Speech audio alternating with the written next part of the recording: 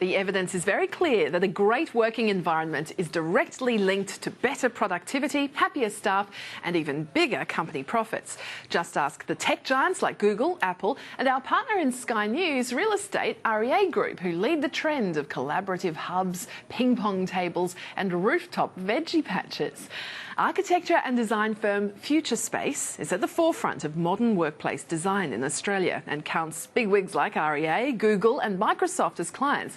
Quite an impressive list. And Angela Ferguson, the Managing Director of Futurespace, joins us now to show us through some offices that make it a joy to go to work. Angela, thank you so much for coming on the show. These and please don't leave till you redesign our place. Absolutely. Can we keep you here? Oh, these are just incredible, what you've done with some of these offices. We thought we'd start with the REA Group, because that's a very recent one, isn't it? Yes, that's right. So just tell us a little bit about what the brief was and what you've come up with here.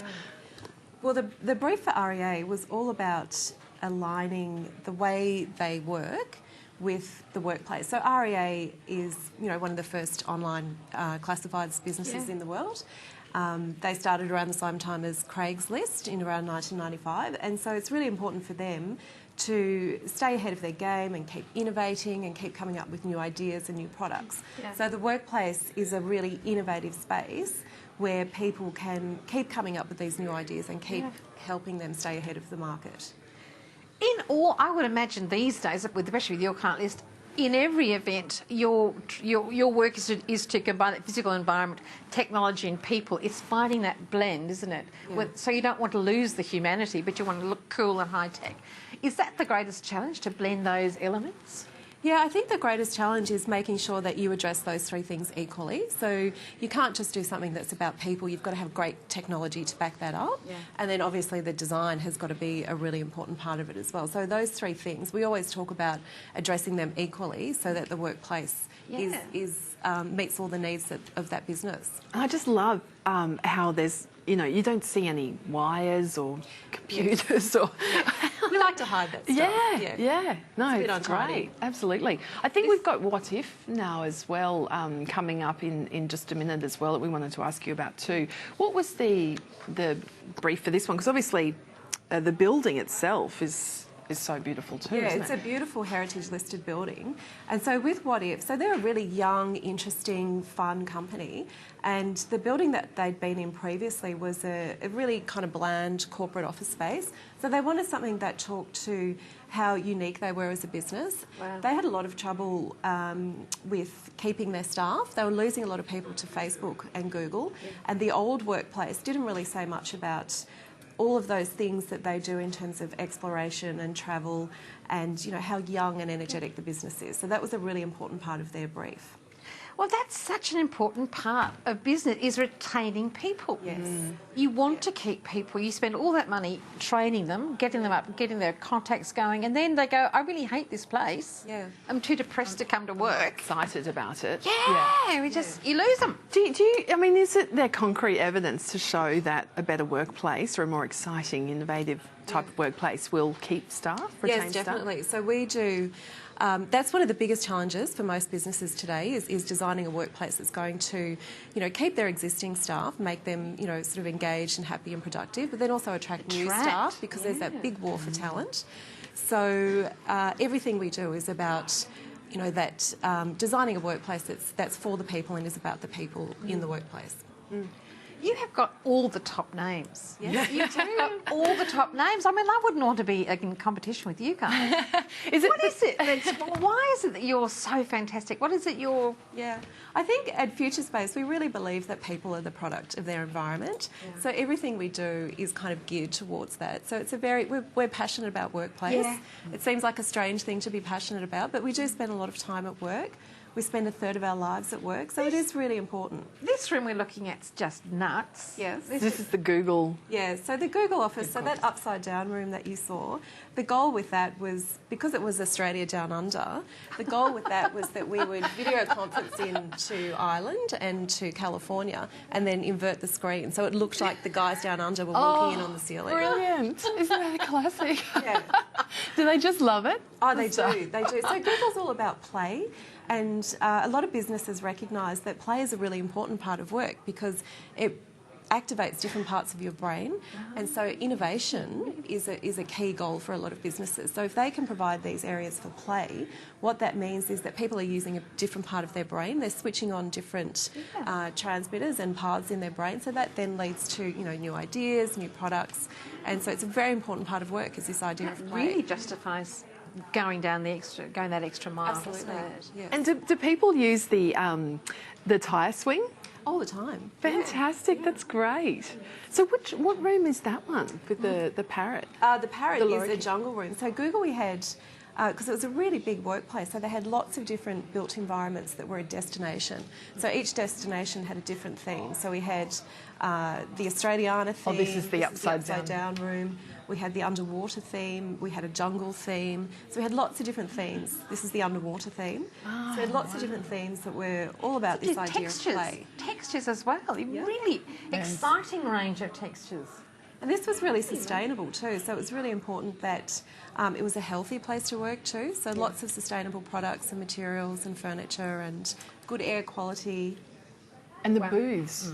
So they're based on... So the cafe is called the Surf Club, and the cafe has a really good view of the harbour and the bridge, and that was based around the Brighton bathing boxes. So it's just a really fun space for people to have their lunch. Do you think it's a reaction to also to the hours that we spend at work now? Yeah, definitely. Well, we know our research at Futurespace has shown us that people spend more time at work than they do any other leisure activity, including sleeping. So I know I work more than I sleep. So it's really important that the workplace supports a lot of the things that we need during the day at work. Yeah. I know we've got another of your projects. This one was for Microsoft as well. So just, talk us through what you've done. Microsoft, so the big thing for them is about community. So Pip Marlowe, who's the MD of Microsoft, so she talks a lot about how work is a thing that you do, not a place that you go. So we really worked with them to help them redefine what that place that they go to means for Microsoft. So for them, it's all about community. So when you come into the workplace, you need to be with your colleagues, you need to collaborate, you need lots of different spaces to be able to do this. And so everything in here is designed towards creating this amazing community where the Microsoft team can come together. It's quite remarkable, isn't it? Oh, it just is. I mean, I know obviously the tech companies are at the forefront of this, aren't they? Yes. But I mean, what do you say to perhaps more traditional industries who would say, oh, isn't it just an excuse, I'll find my employee asleep in one of the collaborative lounges or something like that? What do you sort of say to them to convince them? That does come up, but what's happening is a lot of those traditional professional services firms, they're in the same situation in terms of the war for talent and this goal of attracting and retaining staff. So they've realised that they really need to lift their game when it comes to designing workplaces for people. A lot of property companies and the big banks are already there, so they've designed some amazing workplaces as well. So other sectors are really starting to realise that the tech companies have got it right, and so they can adopt some of those ideas. But smaller companies can definitely put some work in it. Smaller companies, I think, probably have a bit more leeway as well because they don't have so many internal systems and processes to get approvals through. Yeah. So they've got a bit more flexibility. Just looking at the MYOB next as well. So what was the idea here? So MYOB, the really key thing for them was about innovation. So their headquarters is out in a suburban part of Melbourne, so out in Glen Waverley. And their engineers and developers, they're actually finding a struggle being out there because they were so far removed from the tech community. Yeah. So they made a really conscious decision to move that tech group and the software and engineer developers, move them into Richmond. They've got some... Health and wellbeing was really important to them, so they've got great end-of-trip facilities. A lot of people ride their bikes to work. Yeah. So tech guys are actually, healthier than... they're not sitting up all night eating pizza. Yeah. But so everything was geared towards innovation, and the space that they went into was a warehouse space, and that was a really important goal as well because there's this understanding that if you house people in a different type of environment, it promotes a different way of thinking.